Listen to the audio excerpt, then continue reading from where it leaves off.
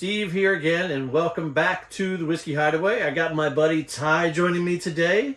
You guys probably haven't seen him in a little while. It's been a while, yeah. It's been a hot minute. He was in our very first episode here at the Whiskey Hideaway, and I figured I'd bring him back. If I was going to bring him back, it was going to be something good. And today we have actually got Stagg Jr.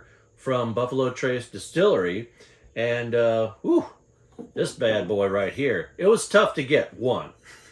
And two, this is a single barrel select for North Carolina. And also, we're talking barrel proof, unfiltered, 67.2%, so 134.4 proof. So this is going to put hair on your chest if you don't have any already. So, are you ready for this? Yeah, man. Let's go. And like I said before we started filming, we're going to do this 3 different ways. And I'll show you each one of those as we do it. So let's pour this bad boy. And yes, it was already open. I already have tried it. Have you tried this ever? I have. I've had it several times, and the fun thing about getting the barrel proof stuff and stuff like that is it changes just a little bit with every bottle, I feel like. Yeah. You always find something just a touch different, which is pretty cool. Oh, yeah, definitely. All right, well, let's try it out. You know, for as high a proof as this is, it doesn't punch you in the nose with that ethanol at all. No, you get a little bit of it. It's very sweet. Yeah, there's a ton of brown sugar notes on the nose. And then there's like a cherry and bourbon. Cherry and oak. Yeah, all the classic notes. Yeah. But there's something else in there.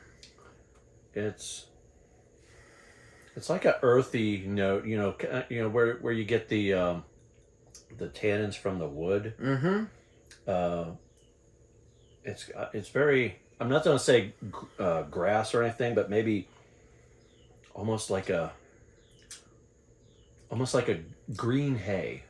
Yeah, not dried out, but green hay. Like that smell off an alfalfa bale. Yep. Mm-hmm. Mm-hmm. So, flavor. What's the first thing that punches you in the face? Because, whoo, there it goes, right down there. Ooh. I mean, so the first thing I'm getting is, right at the moment it touches your lips, you get like just a big waft of tannin, and then obviously the ethanol kicks in. Yeah, it burns all the way down. Yeah. It's but stout. It's still there. It hasn't even finished yet. I mean, but the first thing that gets me right off the bat is sort of that sweet chocolatey flavor. Oh, like that, probably like more like a dark chocolate. Yeah, I'm getting the chocolate. I'm getting this like caramelized brown sugar, like you get on the top, like a pecan pie, maybe. See, the chocolate was the first thing that I got. The second sip in, I don't know if it was from you saying it or what, but there is a very. You talking about brown sugar? I don't know how to explain it. It's almost like. It's like brown sugar. It's not like brown sugar out of the bag. Toasted brown sugar. Yeah, it's like the brown sugar you get after it comes out of the oven. Yeah. Now, on the tasting notes for this, they do say a lot of smokiness, but I don't think there's a whole lot of smoke to it.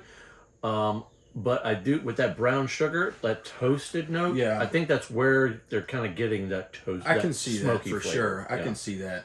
It's definitely like a caramelized brown sugar note with I mean, the wood is just ever present. It just doesn't go away. And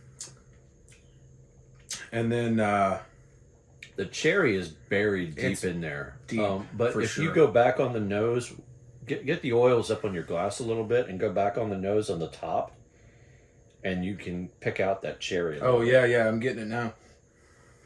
I had to kind of look for it. And no, it's back there, but it's there. I mean, the ethanol. Yeah, you've got to work past the ethanol a little bit. It is definitely high proof, but and I love high proofs because there's so much complexity a lot of the times. For sure, with those higher proofs. Definitely. Whew, Lordy. Now, are you? I know we both probably know the tasting notes from the distiller and from other reviews that we've seen. Yeah. Are you getting any of those oddball notes like the mint and the clove and stuff like that? The only problem that I have is that I'm not familiar too much with. I mean, some people smoke clove cigarettes and stuff like that. I've never really done that, but I'm not picking up on the cloves. I'm having a hard time pulling it out, and I was really looking for it on those first couple of sips, hoping that it would come through, that I'd find something a little bit different than. Now, when you say the mint, and we're talking about cloves and stuff like that, when I'm actually on the nose, it almost lends sort of a star anise. Are you familiar with that? Yeah, like that black licorice almost flavor. Mm-hmm. Yeah. Of course, that may be for the rye that's in here as well. Very possible. And I'm wondering if that green alfalfa note that we were pulling out isn't maybe a part of that mint that people have pulled out of this. Yeah. I can definitely. There is a minty flavor to it, but it's not mint. No, I don't get mint. I get green. Yeah.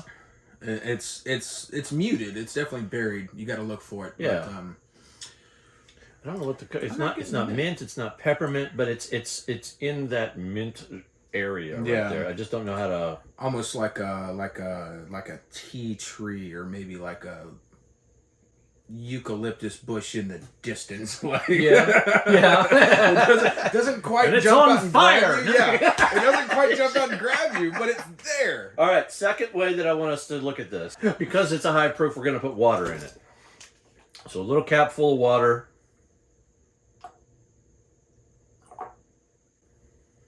Oh, you can really get in there now. So, I mean, that definitely hides some of the wood.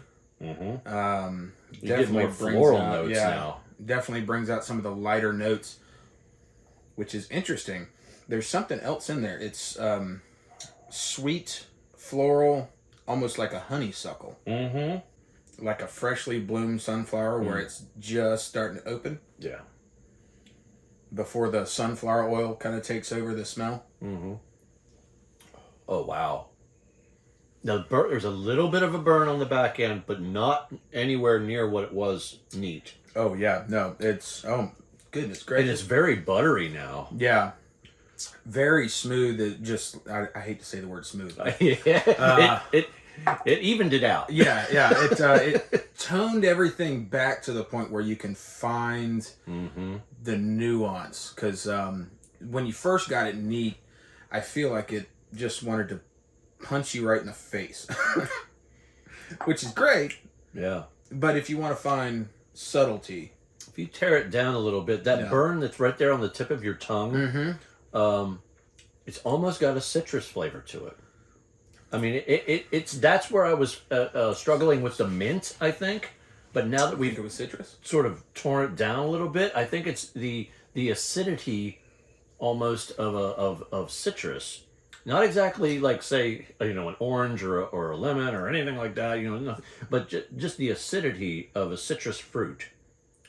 Okay, is where that mint may be coming from. I can see a little bit of acidity. I can see, almost reminds me of standing near like a nectarine tree or something. Like it's like it's not like in your face. Hey, I'm a navel orange. Eat me.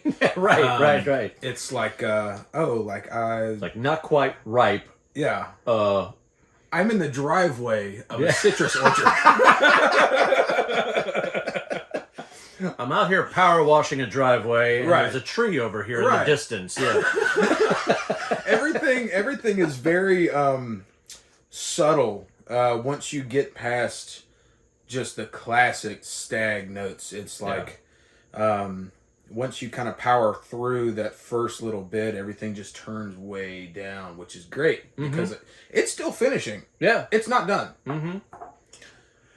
So let's try this the third way now. Okay. Now we've already diluted this. Mm-hmm.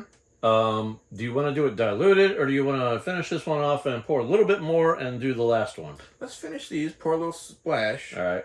And then send it. Mm. That's good. Well worth the all-day wait.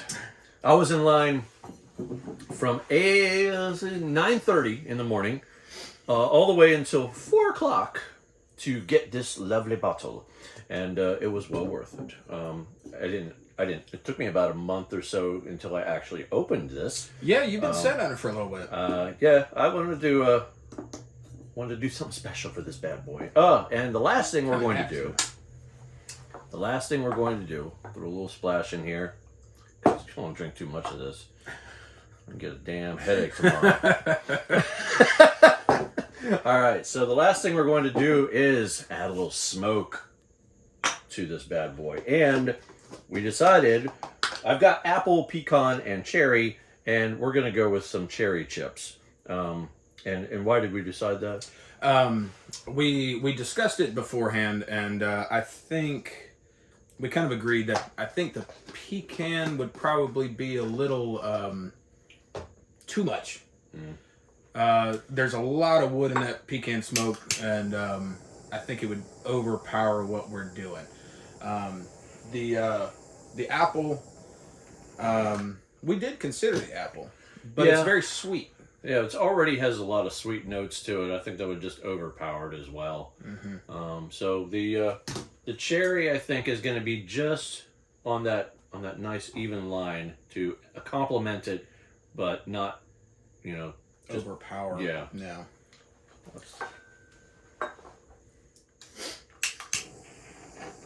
Now the whole room smells like cherry smoke.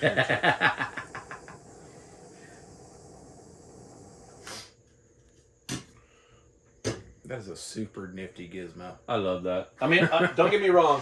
I really love this burning board, but having to deal with that and the mason jar and everything, when I asked my wife to get me this, and I got it, I guess, for Christmas last year, I was like, thank you so much. I smoke all my cocktails out here, and of course, it's nice and neat, and you can put it right on the Glencairn. Throw this on the coaster, though. Can do. Yeah, that way I'm not burning the shed down. All right.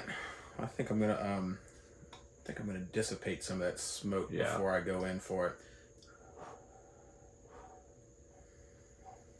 All right. We'll see what happens on this one. So the smoke is just overpowering. It's the just smell. it's just. So I don't think we're gonna pick up anything new with the smell. We definitely get the smoke. Yeah, it's all smoke and ethanol. Yeah.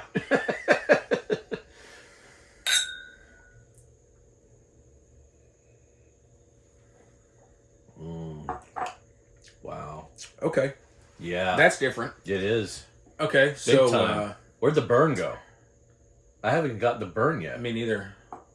It's disappeared.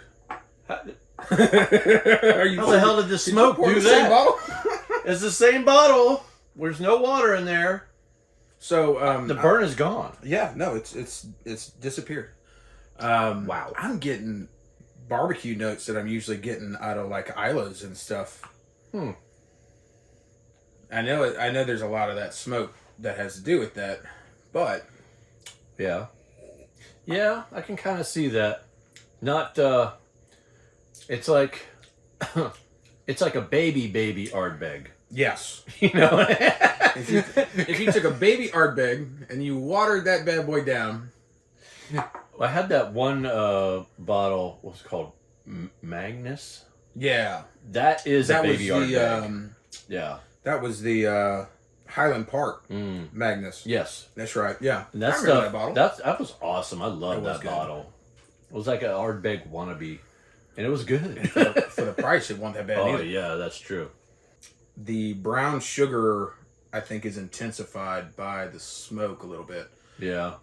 It takes that brown sugar and It turns it it gets into sweeter. caramel. Yeah, it gets sweeter. Yeah. It turns into like exactly a caramel. Are you getting anything else funky out of that? No. I think my palate is just overwhelmed at this point. The smoke blows it out a little bit.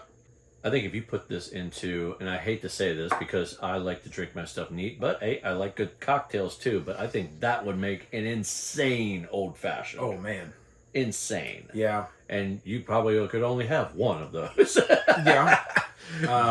With that extra caramel too, I think I think it would lend itself pretty well to like a Boston sour or something like that as well.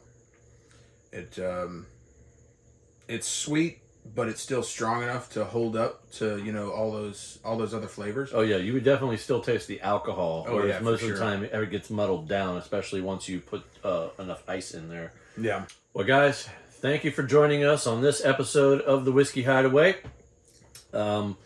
This has been an experience, to say the least. Probably the most tasting notes that I've ever pulled out of a single bottle.